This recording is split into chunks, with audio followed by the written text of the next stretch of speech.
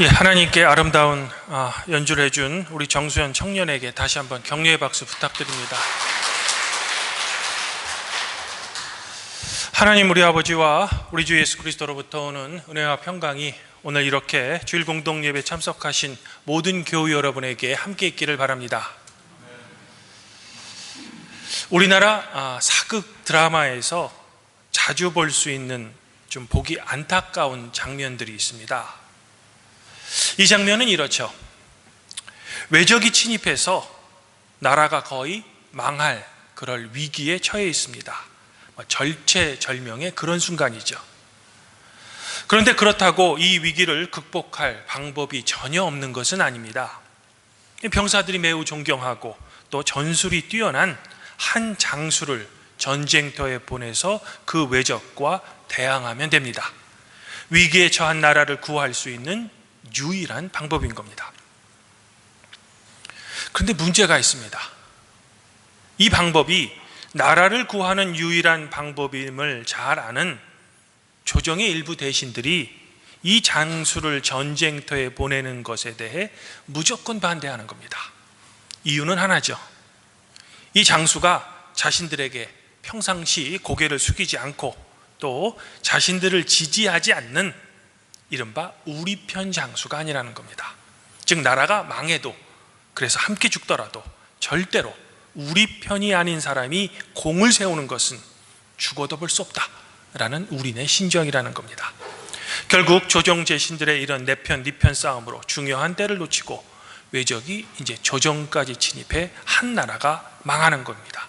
그래도 우리 편이 아닌 사람이 잘 나가는 것보다는 그냥 함께 죽는 것이 더 낫다라는 그런 우리 인간의 심리라는 겁니다.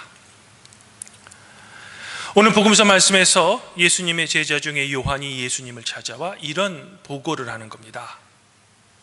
아니 글쎄 선생님, 어떤 사람이 선생님의 이름으로 귀신을 쫓아내는 것을 우리가 보았습니다. 그래서 우리가 그를 가로막았습니다. 왜냐하면 그 사람은 우리를 따르지 않는 사람이기 때문입니다. 여기서 우리는 요한이 왜 이런 행동을 했는지 조금 곰곰이 생각해 보면 어느 정도는 충분히 이해가 되는 그런 행동입니다. 왜냐하면 예수님 당시에는 메시아를 자칭하는 사람들이 아주 많았기 때문입니다. 해서 혹시라도 예수님을 따르는 제자 공동체에 속하지 않았던 어떤 사람의 이런 행동 때문에 의도치는 않았지만 예수님과 제자들에게 엉뚱한 피해가 있을 수 있기 때문입니다. 하지만 예수님께서는 이런 요한과 우리의 생각을 뒤집는 말씀을 하셨다는 겁니다.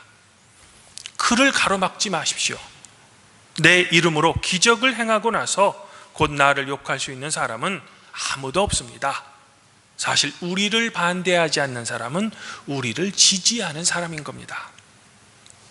즉 예수님께서는 지금 당신 자신의 이름으로 기적을 행하는 이 사람의 행동을 허용하시는 겁니다. 비록 이 사람이 예수님을 직접 따르는 제자 그룹에 속해 있지 않는 사람일지라도 말입니다.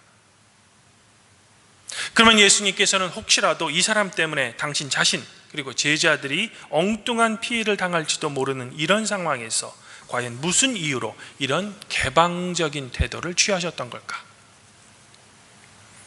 성도 여러분, 그것은 아마도 예수님께 가장 중요한 것은 오직 하나님 나라의 전파였기 때문입니다. 즉 예수님께서는 지금 나의 인기, 나의 명예, 그리고 나의 사사로운 이익에는 전혀 관심이 없으십니다. 다시 말해 예수님께서는 당신 자신을 직접 따르지 않는 사람일지라도 그 사람의 행동이 결론적으로 하나님 나라의 전파에 도움이 된다면 상관이 없다는 겁니다. 즉 나의 이익, 나의 재산, 그리고 내 권력의 확장에 대해 예수님께서는 아무 관심이 없으십니다.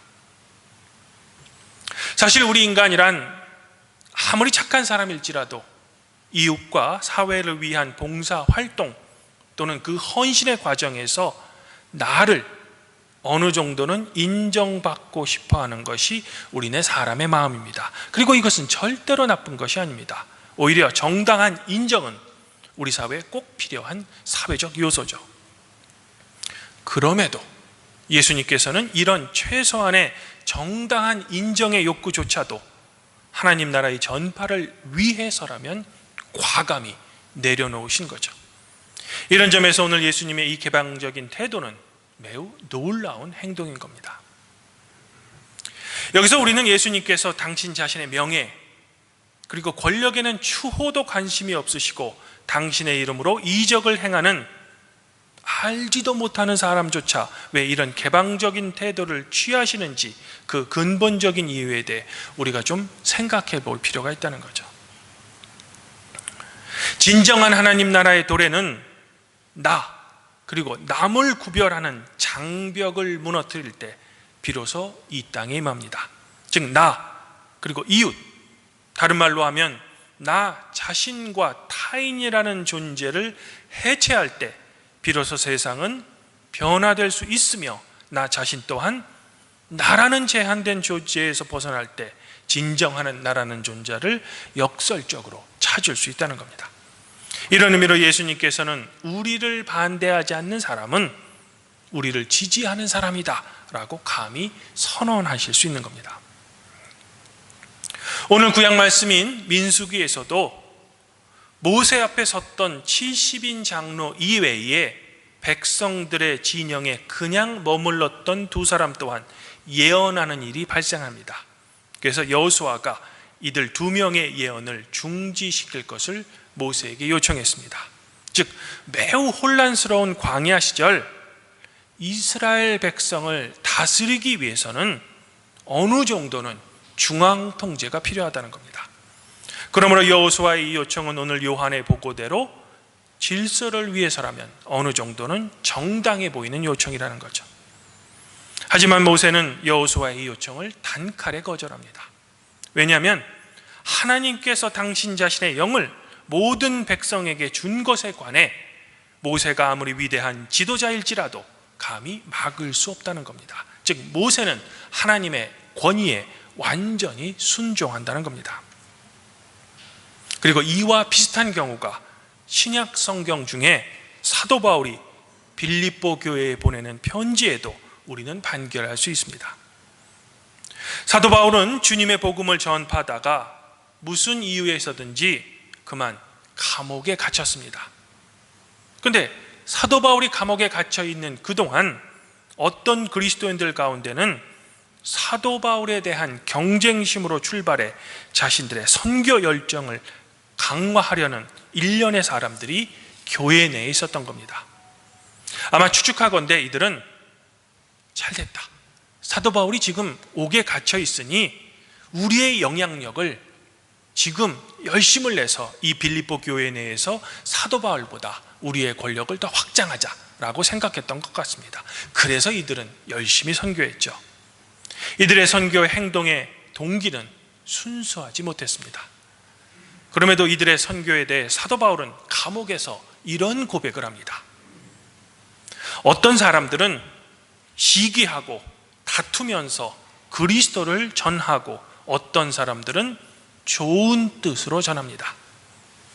좋은 뜻으로 전하는 사람은 나 바울이 복음을 변호하기 위해 사도로 세움받았다는 것을 인정하고 사랑으로 그리스도를 전합니다. 그러나 시기하고 다투면서 하는 사람들은 경쟁심, 즉 불순한 동기에서 그리스도를 전합니다. 그들은 심지어 나의 감옥 생활에 괴로움을 더하게 하려는 생각까지 품고 있습니다. 그렇지만 어떻습니까? 거짓된 마음으로 하든 참된 마음으로 하든지 어떤 식으로 하든지 결국 그리스도가 전해지는 것입니다. 나는 그것을 기뻐합니다. 그리고 앞으로도 또한 기뻐할 것입니다. 구약의 모세도 그리고 신약 시대의 사도 바울도 오늘 말씀 속에 예수님처럼 하나님의 영광이 드러난다면 굳이 그 과정에서 나 자신이 드러나지 않아도 전혀 상관이 없다는 겁니다. 즉 하나님 나라를 위해서라면 나라는 존재는 잊혀져도 상관없다는 거죠. 성도 여러분, 그러면 예수님을 우리의 구원자, 즉 그리스도다 라고 우리의 입술로 자신 있게 고백하는 우리 자신들의 일상적인 신앙생활은 어떻습니까? 과연 우리도 예수님과 모세와 사도 바울을 본받아 언제나 복음 전파의 과정에서 나 자신을 내려놓습니까? 또한 나와 이웃의 경계를 하나님 나라의 전파를 위해서라면 과감히 해체하고 계십니까? 안타깝지만 우리는 그러지 못합니다. 특별히 우리 한국 사회는 학연과 지연을 매우 중요하게 생각합니다. 우리나라 역사 중 당파 싸움, 그리고 우리 교계에서 자주 일어나는 파벌 싸움은 이를 증명하고도 남는 겁니다. 지난주 말씀에서 예수님의 제자들은 우리 중 과연 누가 높은가를 두고 다투었습니다. 그리고 오늘은 자기를 따르지 않는 사람이라고 해서 주님의 이름으로 선한 행동을 하는 사람을 가로막았죠. 하지만 이런 행동에 대해 예수님께서는 이렇게 말씀하셨습니다. 누구든지 어린아이를 영접하면 나를 영접하는 것이며 나를 영접하면 곧 나를 보내신 이를 영접하는 것입니다. 우리를 반대하지 않는 사람은 우리를 위하는 사람입니다. 즉 나와 우리의 한계를 뛰어넘고 계시는 겁니다. 이런 의미에서 우리는 교회 내에, 그리고 우리가 살고 있는 사회 내에 누가 과연 높은 사람인가를 두고 논쟁하고 무리 중 편을 가르며 저 사람은 내 편인가 아니면 다른 편인가의 파벌 싸움을 하기보다는 먼저 나의 신앙부터 되돌아봐야 한다는 겁니다. 이런 이유로 예수님께서는 오늘 말씀 중 후반절인 42절부터 50절까지의 말씀을 통해 나 자신을 돌아보는 권면의 말씀을 우리에게 하고 계신 겁니다. 즉 나의 손 그리고 나의 발 때문에 내가 범죄하게 된다면 차라리 그것을 찍어버리라는 겁니다. 그리고 나의 눈이 나를 범죄하게 한다면 차라리 빼어버리라는 거죠. 우리 몸 전체가 죄를 범하는 것을 막으라는 겁니다. 이런 자신의 죄에 대한 자기 점검을 통해 죄의 유혹에서 벗어나는 것이 오히려 교회 내에서 누가 높은가를 두고 싸우고 내 편, 네 편을 가르는 것보다 우리 성도에게는 더욱 중요하다는 겁니다. 더불어 주님께서는 이런 죄에 대한 자기 점검을 넘어서 우리에게 명령하신 이 사회의 빛과 소금의 역할을 능동적으로 감당해내라고 권면하시는 거죠. 이것을 우리에게 50절에서 이렇게 말씀하셨던 겁니다. 소금은 좋은 것이로되 만일 소금이 그 맛을 잃으면 무엇으로 이를 짜게 하겠습니까? 너희 속에 소금을 두고 서로 화목하십시오. 주님 안에서 한 형제자매인 발법교회 성도 여러분, 주님께서는 하나뿐인 당신 자신의 몸을 십자가상에서 하나님께 드림으로써 하나님과 우리의 관계 사이에 화목제물이 되셨습니다. 즉 우리의 죄로 말미암아 틀어져 버린 하나님과 우리의 관계를 주님께서는 다시 회복시키셨습니다. 이런 이유로 사도 바울은 그리스도께서 하나님과 우리를 화해하셨다라고 고백했던 겁니다. 그리고 이 주님의 공로를 믿는 우리의 믿음으로 말미암아 하나님께서는 우리의 죄를 용서하시는 겁니다. 그러므로 우리는 이제 나는 누구 편인가 또는 저 사람은 나의 반대편에 서 있는가 등의 편가르기에 신경을 쓰기보다는 그런 관심을 오히려 우리 자신의 신앙 점검으로 되돌려야 할 겁니다. 즉 우리는 우리의 죄의 유혹에 대해 더욱 민감하고 우리 자신을 항상 더 돌봐야 한다는 거죠. 그리고 우리의 이런 자기의 신앙 점검은 한 명의 그리스도인으로서 소금의 그 원래의 맛을 잃어버리지 않겠다는 겁니다. 바라기는 아무쪼록 우리 발복교회 성도는 분열과 경쟁과 다툼이 우리의 일상이 되어버린 이 어렵고 힘든 이 상황에서 낙심하시고 불평하시기보다는 소금의 맛을 유지하기 위해 보다 더 힘쓰시고 좋은 품질의 소금, 더 정제된 소금, 즉 소금의 원래 기능인 소금의 맛을 내서 편가르기보다는 우리가 서로 화목해야 할 겁니다. 더불어 우리에 속하지 않은 사람일지라도 이들에게 우리의 마음을 활짝 열어서 나 그리고 타인이라는 존재의 벽을 해체하시는 하나님 나라의 백성이 되기를 저는 지금 소망해 보고 싶습니다. 그리고 이런 서로에 대한 배려, 화목이 분열과 경쟁과 다툼이 일상이 된 이 사회를 변혁시키시기를 더불어 소망해 보고 싶습니다. 항상 자기를 점검하고 화목에 힘쓰는 우리 팔복교회 성도 여러분들 각자와 여러분의 가족 구성원 모두에게 성삼위 하나님의 따뜻한 인정, 그리고 그분의 한없는 격려가 함께 있기를 성부와 성령과 함께 우리의 진정한 화해자이신 성자 우리 주 예수 그리스도 이름으로 간절히 축원드립니다. 그리하면 모든 지각에 뛰어나신 하나님의 평강이 그리스도 예수 안에서 성도 여러분들의 마음 그리고 생각을 지켜주실 것입니다.